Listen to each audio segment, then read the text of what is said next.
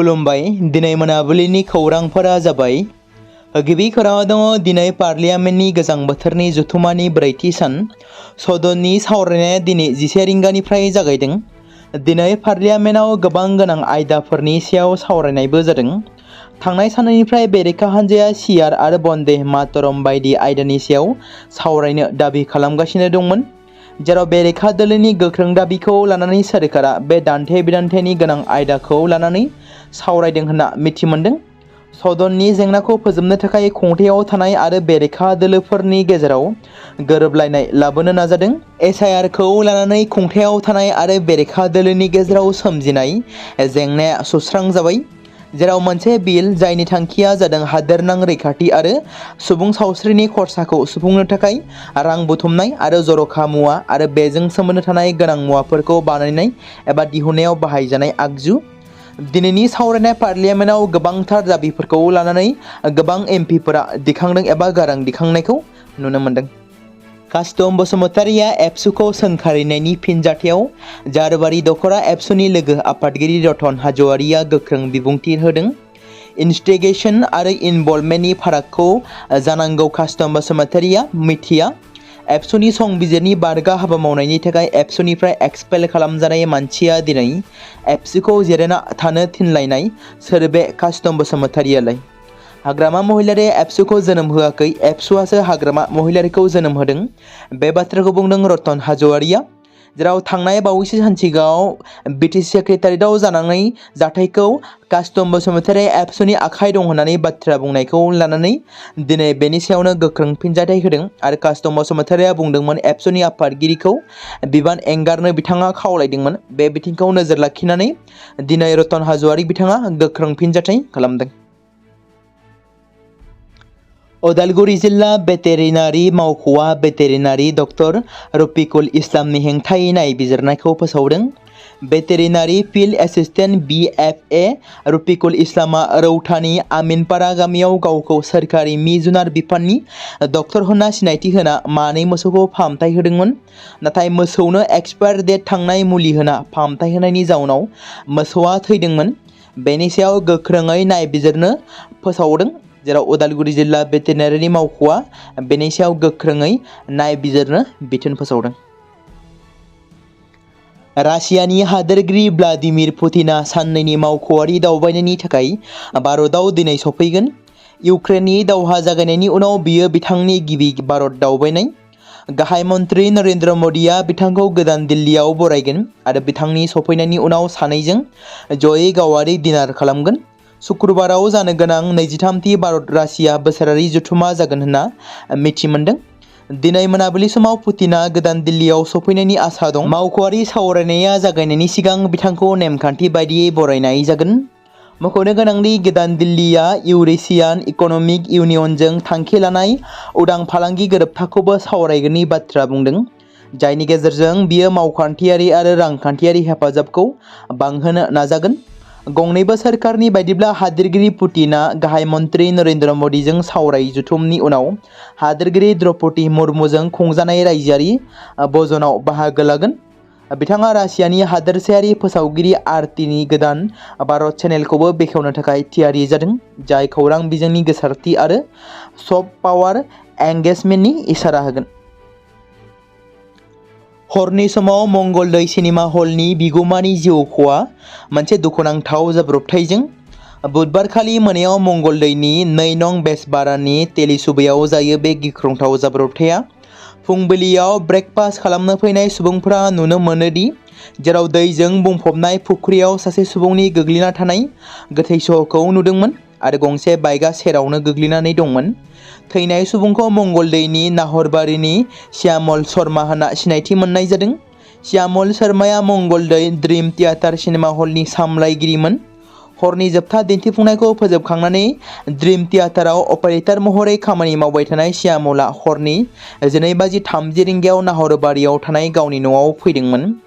Bike सालायबाय थानाय समाव बिथाङा बै जायगायाव जाब्रबथाय जादोंमोन आरो लामा सेराव दैजों बुंफबनानै थानाय हाखराव बिथाङा गोग्लैनानै जिउ खहा जायो। फुंबिलियाव माखासे सुबुंफोरा लामायाव मबाइल फनखौ नुदोंमोन आरो एसे सोरगिदिं नायहरनायनि उनाव बाइक आरो दैजों बुंफबनानै थानाय हाखरनि सिङाव गोग्लैना थानाय सुबुंखौबो नुनो मोन्दोंमोन। लोगो लोगो जायगानि सुबुंफोरा मंगलै पुलिसनो खौरां हरो आरो गोथै सहखौ बोखांनानै पस्टमर्टेम आनजादनि थाखाय दैथायहरो होनना मिथिहोदों। बे समाव नोंथांमोननि गेजेराव फोसावनो लादों एनडिबिनि गायसनगिरि एनडिबिनि आफादगिरि जाजेननाय गेदेमा रन्जन दैमारिनि बागै।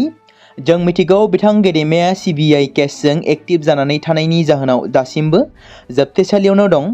दुखुनांथाव बाथ्रा दि बिथां गेदेमाखौ बर'नि गोबां बिबानाव थानाय राजखान्थिगिरिफ्रा एबा दैदेनगिरिफ्रा जेलनिफ्राय उदां खालामनांगौनि थाखाय बाथ्रा बुंनायखौ नुनो मोनाखै। बेराफारसेथिं हारिनि अलखद समाव गोबां सुबुंफोरानो बिथांखौ उदां जाजानो लुबैदों। नाथाय दुखुनांथाव बाथ्रा दि बिथाङा दासिमबो सिबिआइ केसजों एक्टिभ जानानै थानायनि जाहोनाव बिथाङा जोबथेसालियावनो दं। बिटिसिआव प्रमद बर'नि दैदेननाय इउपिपिएल सोरखार थानाय समावबो बिथांनि फारसे गारां दिखांनायखौ नुनो मोनाखै आरो फिन हाग्रामा महिलारिनि दैदेननाय बिपिएफ दोलोनि सोरखार फैनायनि उनावबो रावबो दैदेनगिरिया बिथांनि उदांनि थाखाय बाथ्रा बुङाखै। नाथाय मानो? थारैनो बिथां गेदेमाखौ जोंनि राजखान्थिगिरिफ्रा उदां अख्राङाव लाबोनो साना नामा? रायजो राजा नोंथांमोन, दिनैनि समाव जों बयबो बिथां गेदेमा रन्जन दैमारिनि उदांनि थाखाय गारां दिखांनांगोन। सोरखारनि खोमा सेराव बाथ्रा बुंनांगोन। नाथाय आथिखालाव बिथां गेदेमानि बागै बाथ्रा बुंनायखौ गोबां खम नुनो मोनदों। बे बाथ्राखौ मख'नो गोनांदि रन्जन दैमारिनि माखासे बेल हियारिंआ थांनाय 3 आरो 4 बोसोर सिगांनिफ्रायनो जाबोदोंब्लाबो मोजां फिथाइ थायाखै, जेराव बिथां गेदेमाया उदां अख्राङाव फैनो हायाखै। नाथाय माब्ला बिथाङा जोंनि गेजेराव उदां जागोन? बिथांनि 2025 जोबनाय समहालागै मोनसे हियारिं दंमोन आरो बे हियारिंआ माब्ला जागोन? आसा खालामो थाबैनो बिथां गेदेमानि बेल हियारिंआ जागोन आरो बिथांनि केसआ बोखारजागोन आरो थाबैनो जोंनि गेजेराव जाहाथे उदां जानानै फैनो हायो, बेखौनो आसा खालामनाय थाबाय। उदालगुरि जिल्ला कच एस'सिएशननि आफादगिरि भारतजिरि कचआ हाग्रामा महिलारिनो कच जनगोष्ठीनो नमिनेटेड एमसिएलए होनायनि थाखाय साबायखर बावहरदों। कच आरो राजबंशीया रोखोमसे नङा। जोंनि राव, हारिमु, गाननाय जोमनाय, सुबुं सोदोमस्रिया आलादा आलादा। जोंखौ राजबंशीफ्रा गाहाय थाखोनि निकृष्ट होननानै राजबंशीफ्रा मुगैबोदों। नाथाय दिनै कच सोदोबखौ लाना एसटि जानो नागिरदों। जों कचफोरा आलादा आरो भारतजिरि कच उदालगुरि जिल्ला कच एस'सिएशननि आफादगिरि बिथाङा बुंदों। बे समाव मोनसे गोनां फोसावथाय बर' सावथुन नायनानै मोजां मोनग्रा गासै बर' रायजो राजाफोरनि गेजेराव लानानै फैदों मोनसे बर'नि OTT प्लेटफर्म गोनां, जाय प्लेटफर्मनि गेजेरजों नोंथांमोना बर'नि गोदान गोजाम सावथुनफोरखौ नुनो मोनगोन। थांनाय माखासे बोसोर सिगां बर'नि गेजेराव लानानै फैनाय निउबो एप बायदिनो फिन आरोबाव लानानै फैदों बर' रायजो राजाफोरनि थाखाय। बे बाथ्राखौ मख'नाया गोनांदि 2025 मायथाइनि जानुवारि दानाव ओंखारनाय आंगो स्ट्रिम मुंनि मोनसे OTT प्लेटफर्म गोनां निउबो एपनि गेजेरजों नोंथांमोना गोबांथार बर'नि सावथुनफोर जेरै ट्रेजेडि, रमान्टिक, एक्शन आरो कमेडिजों बुंफबनाय सावथुनफोरखौ नुनो मोनगोन। जेरै सनानि नखर, थांखि गैयै समाज, अनसुला आफा, हिर', बिमा बायदि बाजै, अर, थैसाम, वान्टेड, संदान आरो रं नाम्बार बायदि सावथुनफोरा मख'जाथाव। बेफोर सावथुनफोरखौ नायनो थाखाय नोंथांमोना गिबियावनो आंगो स्ट्रिम एपखौ गाव गावनि मबाइलाव थानाय प्ले स्ट'रनिफ्राय डाउनल'ड खालामनानै लोगोसे इनस्टल खालामनानै गावनि मबाइल नाम्बारजों लगइन खालामनानै लाग्रोनांगोन। बेनि उनाव नोंथांमोना गोबांथार नुनो मोनै सावथुनफोरखौ गुगोल पे, फन पे आरो पेटिएमजों रं नाम्बार सावथुनखौ नायनो थाखाय 60 रां आरो संदान सावथुनखौ नायनो थाखाय 80 रां, वान्टेड सावथुनखौ नायनो थाखाय 60 रां, थैसाम सावथुनखौ नायनो थाखाय 60 रां, बेबायदिनो गोबांथार नुनो मोनै सावथुनफोरखौ नायनो थाखाय सुबिदा खालामनानै होदों आंगो स्ट्रिम प्लेटफर्मा। फिन नोंथांमोननि गेजेराव फोरमायबावनो लादों बर' सावथुन नायनानै मोजां मोनग्रा गासै बर' रायजो राजाफोरनि गेजेराव लानानै फैदों मोनसे बर'नि OTT प्लेटफर्म गोनां, जाय प्लेटफर्मनि गेजेरजों नोंथांमोना बर'नि नुनो मोनै सावथुनफोर जेराव गोदान गोजाम सावथुनफोरखौ नुनो मोनगोन। बे बाथ्राखौ मख'नाया गोनांदि 2025 मायथाइनि जानुवारि दानाव दिहुनजानाय आंगो स्ट्रिम मुंनि मोनसे OTT प्लेटफर्म गोनां एपनि गेजेरजों नोंथांमोना गोबांथार बर'नि ट्रेजेडि, रमान्टिक, एक्शन आरो कमेडिजों बुंफबनाय सावथुनफोरखौ नुनो मोनगोन। जेरै रं नाम्बार, संदान, वान्टेड, थैसाम, अर, बिमा बायदि बाजै, हिर', अनसुलाफा, थांखि गैयि समाज, सनानि नखर बायदि बायदि सावथुनफ्रा मख'जाथाव। बेफोर सावथुनफोरखौ नायनो थाखाय नोंथांमोना गिबियावनो आंगो स्ट्रिम एपखौ गावनि मबाइलाव थाखानाय प्ले स्ट'रनिफ्राय इनस्टल खालामनानै गावनि मबाइल नाम्बारजों लगइन खालामखांनायनि उनाव नोंथांमोना गोबांथार नुनो मोनै सावथुनफोरखौ गुगोल पे, फन पे आरो पेटिएमजों रं नाम्बार सावथुनखौ नायनो थाखाय 60 रां, संदान सावथुनखौ नायनो थाखाय 80 रां, वान्टेड सावथुनखौ नायनो थाखाय 60 रां, थैसाम सावथुनखौ नायनो थाखाय 60 रां, बेफोरबायदिनो अर सावथुनखौ नायनो थाखाय 60 रां पे खालामनांगोन। बेबायदिनो गोबांथार नुनो मोनै बर' सावथुनफोरखौ नायनो थाखाय सुबिदा खालामनानै होदों आंगो स्ट्रिम प्लेटफर्मआ।